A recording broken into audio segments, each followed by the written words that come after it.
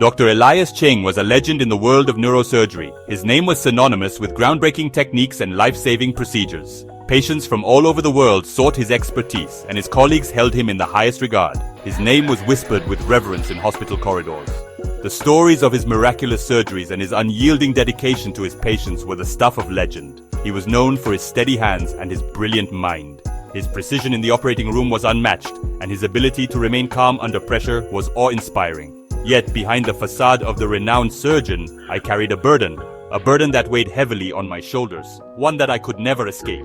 It was a heavy weight, a constant reminder of the fragility of life and the limits of my own abilities. A darkness that followed me through the sterile halls of the hospital. No matter how many lives I saved, the shadows of those I couldn't haunted me. I was haunted by my past, a past filled with both triumph and unbearable loss. Each victory was tainted by the memory of those I couldn't save, a past filled with both triumph and unbearable loss. My wife Anya had been my world. Her presence was a beacon of hope and love in my life. My wife Anya had been my world. Her laughter had been my solace, her strength my anchor.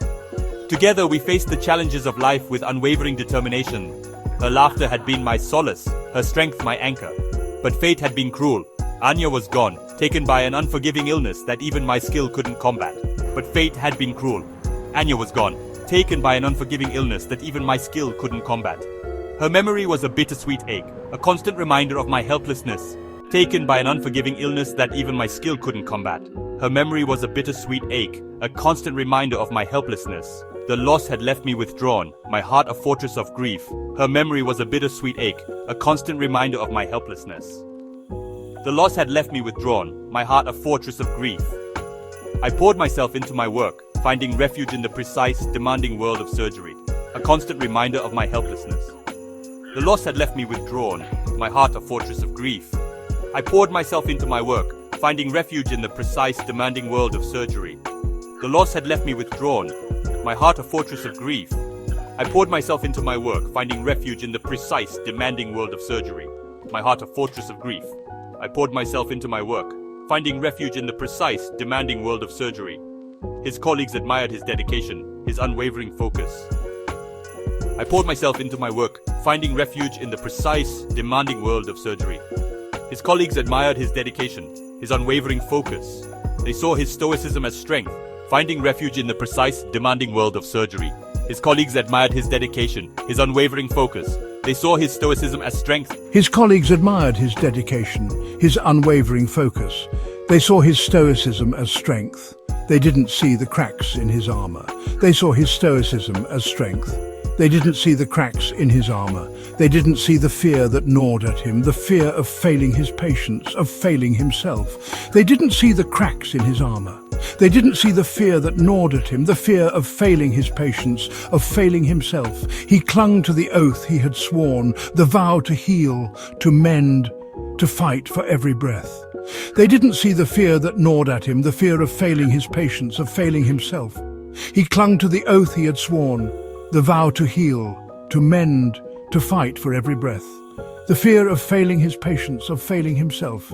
He clung to the oath he had sworn, the vow to heal, to mend, to fight for every breath. He clung to the oath he had sworn, the vow to heal, to mend, to fight for every breath. But the fight was taking its toll. The vow to heal, to mend, to fight for every breath. But the fight was taking its toll.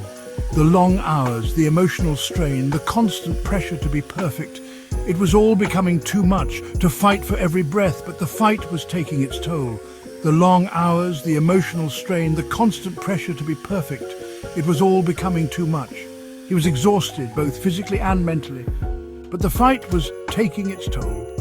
The long hours, the emotional strain, the constant pressure to be perfect. It was all becoming too much. He was exhausted, both physically and mentally. And yet he continued to push forward, driven by a sense of duty and a desire to honor his wife's memory. I walked the hospital corridors, my footsteps echoing in the quiet hum of the night. Each step was a reminder of my oath, but also of my failures. I had dedicated my life to defying death, to snatching patients from the precipice. But some battles couldn't be won. I had learned that the hard way. The faces of those I couldn't save haunted me. Their pleas for life, the despair in their loved ones' eyes, were etched into my memory. I carried their stories with me, a burden that grew heavier with each passing year. His solace was in the operating room.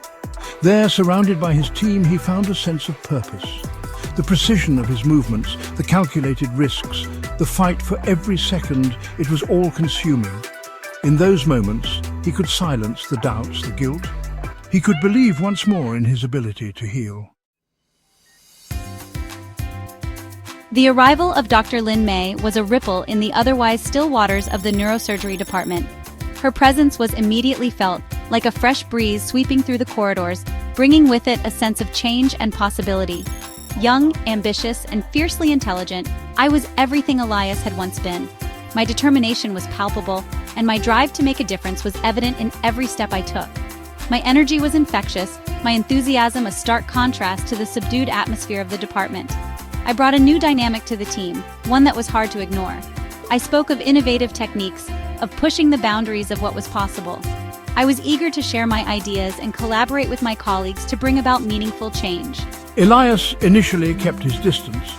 He was cautious, observing her from the periphery, unsure of what to make of her unbridled enthusiasm. He observed her from afar, wary of her unwavering optimism. He had seen many come and go, each with their own dreams and aspirations, only to be worn down by the harsh realities of their work. He had seen too much, experienced too much to share her idealism. The weight of his experiences had made him skeptical of such boundless energy. He knew that for every victory in their line of work, there were countless defeats. The losses had taken their toll, leaving him weary and cautious. And he had grown weary of the fight. The constant battle against the odds had left him drained, his once fiery passion now a mere ember. Yet my passion was hard to ignore. It was a beacon of hope, a reminder of what he had once felt. I was drawn to Elias, recognizing in him a kindred spirit, a master of our craft. I saw in him the potential for mentorship, a guide who could help me navigate the complexities of our field. I sought his guidance, eager to learn from his years of experience.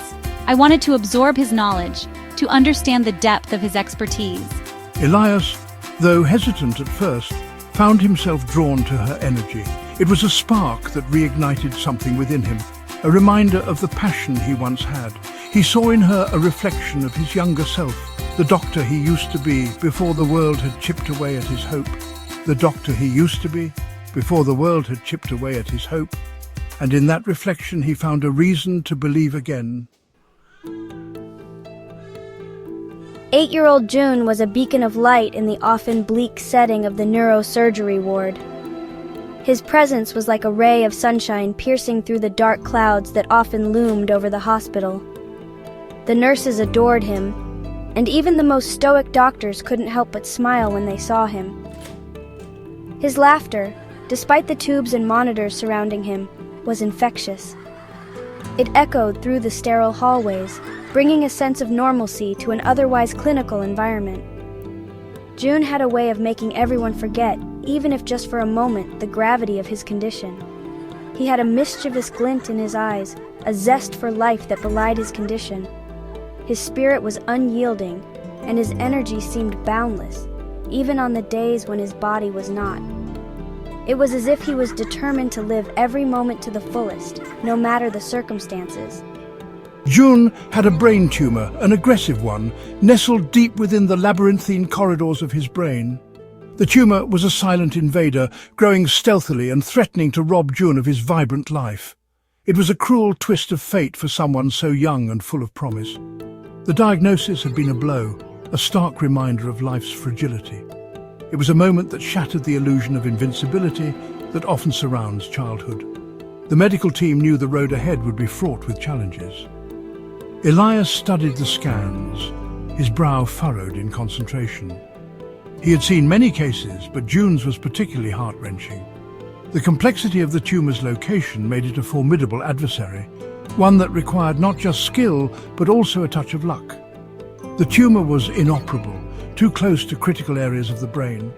Any attempt to remove it surgically could result in catastrophic consequences.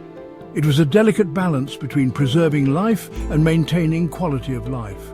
Surgery was too risky, fraught with the possibility of irreparable damage. The team had to consider alternative treatments, weighing the potential benefits against the risks. It was a race against time, with June's life hanging in the balance. He knew the statistics, the grim prognosis for cases like June's. The numbers were not in their favor, but statistics couldn't capture the essence of June's spirit. Elias couldn't help but hope for a miracle, even as he prepared for the worst. He had seen it countless times before, the hope draining from parents' eyes as he delivered the news. It was a moment that never got easier, no matter how many times he experienced it. The weight of their despair was palpable, a heavy burden that he carried with him. Yet something about June tugged at my heart. There was an indefinable quality about him, a resilience that was both inspiring and heartbreaking.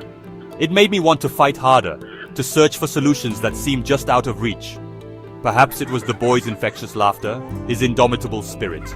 Or maybe it was the way he faced each day with courage and a smile, despite the pain and uncertainty. He was a reminder of what it meant to truly live, even in the face of adversity.